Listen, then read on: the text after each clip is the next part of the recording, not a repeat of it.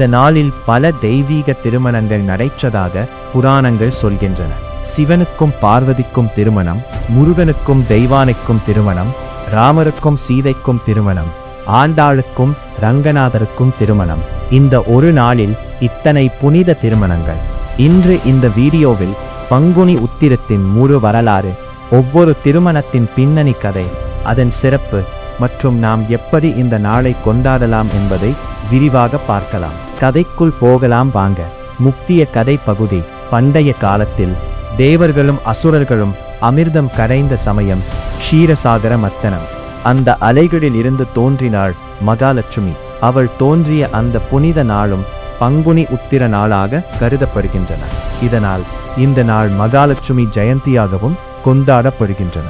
இப்போது முதல் திருமணம். சிவனும் பார்வதியும். சிவபெருமான் தன் தவத்தை முடித்து உலகத்தை காக்க வேண்டிய காலம் வந்தது. மன்மதன் சிவனின் தவத்தை கலைக்க முயன்றான். ஆனால் சிவன் கண் திறந்து மன்மதனை பொசுக்கினார். உலகம் இருளில் மூழ்கியது. தேவர்கள் கலங்கினார்கள். அப்போது பார்வதி தேவி, ஹிமவானின் மகள், சிவனை மணந்து உலகை மீட்டெடுக்க வேண்டும் என தீர்மானித்தாள். கடும் தவம் செய்தாள். இறுதியில் சிவன் அவளை ஏற்றார். பங்குனி இத்திர நாளில் காஞ்சிபுரத்தில் கௌரியாக, பார்வதியாக சிவனை மணந்தாள். இந்த திருமணம் கௌரி கல்யாணம் என்று அழைக்கப்படுகிறது.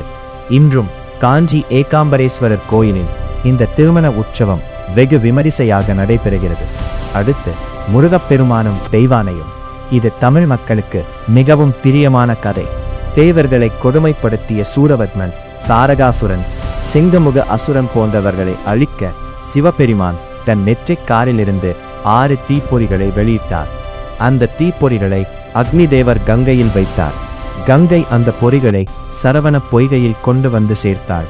அங்கு 6 குழந்தைகளாக முருகன் அவதரித்தான். வணக்கம் அன்புள்ள நண்பர்களே. ஒவ்வொரு ஆண்டும் பங்குனி மாதத்தில் பௌர்ணமி மற்றும் உத்திர நட்சத்திரம் இணையும் அற்புதமான நாள். அதுதான் பங்குனி உத்திரம். இந்த நாளில் பல தெய்வீக திருமணங்கள் நடைற்றதாக புராணங்கள் சொல்கின்றன. சிவனுக்கும் பார்வதிக்கும் திருமணம், முருகனுக்கும் தெய்வானைக்கும் திருமணம், ராமருக்கும் சீதைக்கும் திருமணம், ஆண்டாளுக்கும் ரங்கநாதருக்கும் திருமணம். இந்த ஒரு நாளில் இத்தனை புனித திருமணங்கள். இன்று இந்த வீடியோவில் பங்குனி உத்திரத்தின் முழு வரலாறு, ஒவ்வொரு திருமணத்தின் பின்னணி கதை, அதன் சிறப்பு மற்றும் நாம் எப்படி இந்த நாளை கொண்டாடலாம் என்பதை விரிவாக பார்க்கலாம். கதைக்குள் போகலாம் வாங்க. முக்கிய கதை பகுதி. பண்டைய காலத்தில் தேவர்களும் அசுரர்களும் அமிர்தம் கரைந்த சமயம் க்ஷீரசாகர மத்தனம். அந்த அலைகளில் இருந்து தோன்றினாள் மகாலட்சுமி. அவள் தோன்றிய அந்த புனித நாளும் பங்குனி உத்திர நாளாக கருதப்படுகின்றன. இதனால் இந்த நாள் மகாலட்சுமி ஜெயந்தியாகவும் கொண்டாடப்படுகின்றன. இப்போது முதல் திருமணம். சிவனும் பார்வதியும். இப்படி ஒரே நாளில் பல தெய்வங்களின் திருமணங்கள் நடந்ததால் பங்குனி உத்திரம் நித்திய கல்யாண மூர்த்திகளை வழிபடும் நாடாக போற்றப்படுகிறது. திருமணம் என்பது வெறும் சடங்கு அல்ல. அது அன்பு, பக்தி, தியாகம், சமநிலை ஆகியவற்றின் சின்னம். இந்த நாளில் தம்பதிகள் ஒன்றாக பிரார்த்தனை செய்தால் திருமண வாழ்க்கை இனிமையாகும். புதிய திருமணங்கள் நல்லபடியாக நடக்கும்.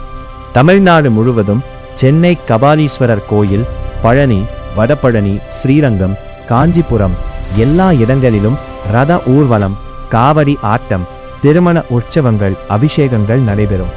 பக்தர்கள் உண்ணாவிரதம் இருந்து பால் பழம் உண்பார்கள். நீங்களும் இந்த பங்குனி உத்திர நாளில் 2006 அல்லது அதை சுற்றி கோயிலுக்கு சென்று முருகனை, சிவனை, விஷ்ணுவை வழிபடுங்கள். உங்கள் குடும்பத்தில் அமைதியும் அன்பும் நிலைக்கும். இந்த கதை உங்களுக்கு பிடித்திருந்தால் லைக் செய்யுங்கள். கமெண்டில் உங்கள் பங்குனி உத்திர அனுபவத்தை பகிருங்கள். சப்ஸ்கிரைப் செய்து பெல் ஐகானை அழுத்துங்கள். அடுத்த வீடியோவில் சந்திப்போம். ஓம் முருகா, ஓம் சிவாய், ஓம் நமோ நாராயணாயா.